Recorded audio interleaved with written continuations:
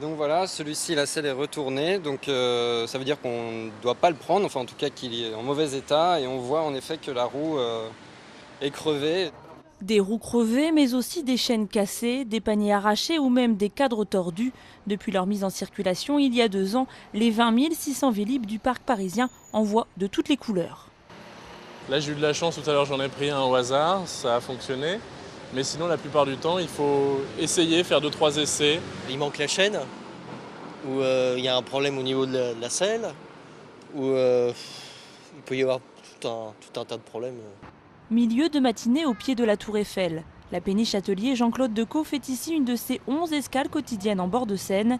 Mission de son équipage, récupérer les vélos défectueux entreposés dans une cage et les confier entre les mains expertes de l'un des quelques 300 réparateurs de Vélib. Je vais regarder si j'ai pas de jeu dans le moyeu arrière, si la chaîne est bien tendue, si les vitesses passent correctement. Donc si j'ai pas les gaines à changer, si elles sont pas abîmées. Et tout ça, ça me prend à peu près 3 quarts d'heure. Malgré la présence de nombreuses équipes de réparateurs sur place et les 13 ateliers disséminés dans Paris, les vélos subissent une usure importante et pour cause, depuis leur lancement, ce sont près de 53 millions d'utilisations qui ont été enregistrées. Pourtant, dans 20% des cas, il s'agit clairement d'actes de vandalisme.